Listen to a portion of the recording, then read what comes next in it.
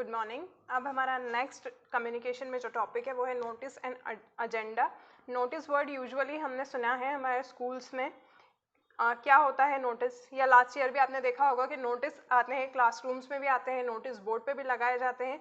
ये स्कूल का एग्जाम्पल दे रही हूँ मैं आपको। छुट्टी है कल, इस चीज़ का नोटिस आता है। कोई सा फॉर्म है जो हमारे इवेंट से रिलेटेड है, जैसे कि स्पोर्ट्स का फॉर्म है, स्कॉलरशिप का, इस चीज़ के नोटिस आते हैं, नोटिस बोर्ड पे बाकायदा लगे भी रहते हैं।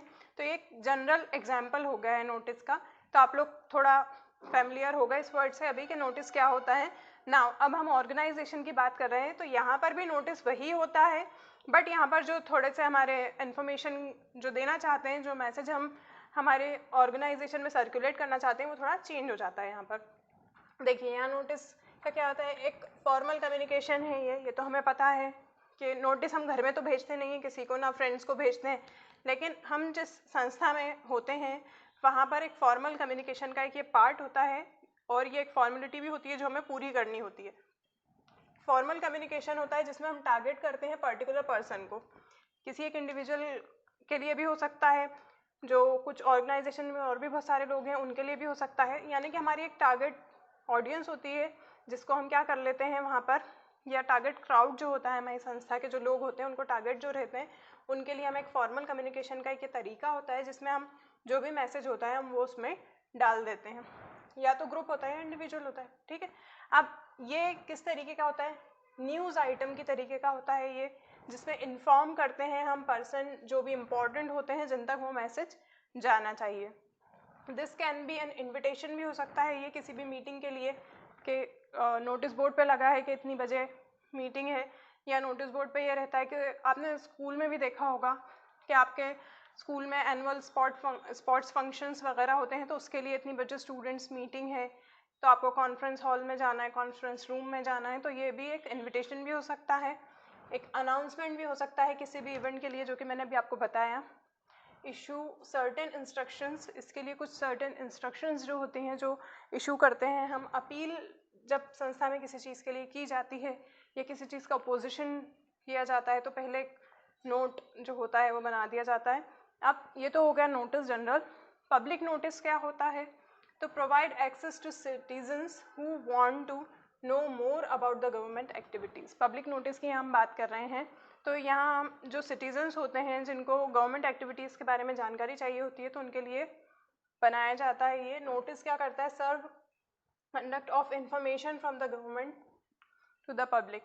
जो इन्फॉर्मेशन उन्हें पब्लिक को देनी होती है उसके लिए वो एक नोटिस बनाते हैं। अब नोटिस का आपको जो फॉर्मेट है वो पता होता है, नोटिस लिखा हुआ रहता है ऊपर, उसके नीचे जो मेन टाइटल होता है वो लिखा रहता है। टाइटल के नीचे क्या आता है, जो भी आपका मैसेज है हम टू द पॉइंट बात लिखते हैं, उसमें ग्रीट करते हैं हम, हेलो, हाय, या जो भी गुड मॉर्निंग, गुड आफ्टरनून, जो भी आपके ऑर्गेनाइजेशन में चलता है वो करने के बाद जो भी आपका मैसेज है वो लिखते हैं। ठीक है, और उसके बाद उसमें डेट डालते हैं, और अगर उसमें कुछ ऐसा रहता है कि कितने से कितने टाइम तक वैलिड रहेगा तो वो डेट डालते हैं कि इतनी तारीख तक है, इसके बाद नहीं। ठीक है, अब नेक्स्ट इसमें जो टॉपिक है हमारा वो है एजेंडा। एजेंडा क्या होता है और ऑर्गेनाइजेशन में इसकी क्या ज़रूरत होती है, तो ये हम स्टडी करते हैं इसमें। एजेंडा क्या होता है, एक लिस्ट होती है एक्टिविटीज़ की जो कि मीटिंग में की जाती है। संस्था की बात कर रहे हैं, ऑब्वियस सी बात है वहाँ बहुत सारे लोग काम करते हैं, यानी कि एम्प्लॉयज़, तो एम्प्लॉयज़ के लिए मीटिंग भी अरेंज की जाती है। तो ये एक लिस्ट होती है किस चीज़ की, पूरी एक्टिविटीज़ की, कौन सी एक्टिविटीज़ जो मीटिंग में होने वाली होती हैं उसकी। ठीक है, document that outline the content, जो मेन बात होती है वो हम एजेंडा में क्या कर लेते हैं, नोट डाउन कर लेते हैं, जस्ट बिकॉज हम उसको भूलें नहीं। क्योंकि मीटिंग का एक पर्पस होता है कि हमें कोई सा भी प्रोजेक्ट स्टार्ट करना है या हमारा जो भी उद्देश्य है उसके बारे में अगर हम हमारे संस्था में डिस्कस करने वाले होते हैं तो हमें वो ऑब्जेक्टिव क्या होता है, अचीव करना होता है। तो जब उसका अचीवमेंट होता है तो इट्स ऑब्वियस हमारी ऑर्गेनाइजेशन के प्रॉफिट की भी वहाँ बात हो रही है, और अगर हमारे कस्टमर्स हैं तो उनके भी प्रॉफिट की बात हो रही है।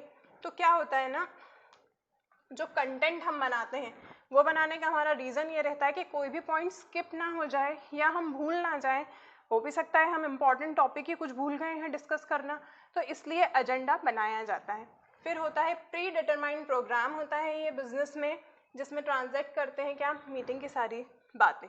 मीटिंग के पहले ही हम उस एजेंडा में सारी चीज़ें नोट डाउन कर लेते हैं कि हमें किस टॉपिक पर डिस्कशन करना है। उसके बाद पिछली मीटिंग की कोई बात अगर हमें वापस डिस्कस करना है तो वो भी उसमें ऐड ऑन करते हैं हम। नेक्स्ट मीटिंग के लिए भी कुछ हो सकता है, पहले से आपके मन में विचारधारा हो, तो वो चीज़ भी हम वहाँ डिस्कस करते हैं। अब एक और चीज़ क्या होती है, ये सिस्टमेटिक रिकॉर्ड होता है किस चीज़ का, जो बिजनेस में आइटम होते हैं उनका, उसको एक प्रॉपर ऑर्डर में बनाया जाता है और जो जो इम्पॉर्टेंट चीज़ें होती हैं उनको हम क्या करते हैं, इम्पॉर्टेंस देते हैं। अब पर्पस क्या होता है एजेंडा का, क्यों बना रहे हैं हम, क्या ज़रूरत है, ये एक रोड मैप जो होता है, यानी कि एक नक्शा, वो एक रोड मैप हमारी मीटिंग को देता है। हमें एक स्ट्रक्चर फ्रेमवर्क टाइप मिल जाता है कि हमारी मीटिंग में कोई भी फिजूल गॉसिपिंग्स की हमें ज़रूरत नहीं होती है। टू द पॉइंट हम लिखते हैं, to the point easily step by step हम डिस्कशन करते हैं। और अगर ये चीज़ें ना बनाएं तो कहाँ से मीटिंग स्टार्ट होकर कहाँ ख़त्म होगी, उसके बीच में क्या गॉसिपिंग्स आ जाएंगी, उसके बाद में कितना टाइम वेस्ट हो जाएगा, हम हमारे टॉपिक से भटक जाएंगे, हम भूल ही जाएंगे कि हमारा एक्चुअल उद्देश्य क्या है जिसके लिए हमने यहाँ इतनी मीटिंग में गैदरिंग करी है एम्प्लॉयज़ की। ठीक है, कीप मीटिंग ऑन ट्रैक, सही रास्ते पे चलाने के लिए एजेंडा का होना बहुत ज़रूरी होता है।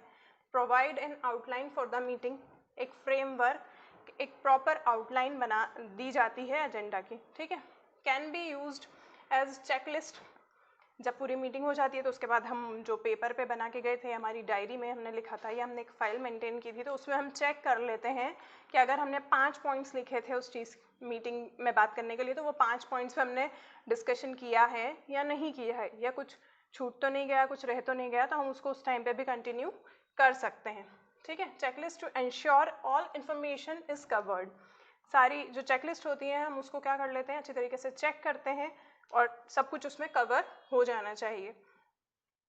अब let's the participant know what will be discussed, जब एजेंडा हम प्रिपेयर कर लेते हैं तो हमारे लिए बहुत इजी हो जाता है कि हम पार्टिसिपेंट्स को बताएं कि हमें किस टॉपिक पर डिस्कशन करना है।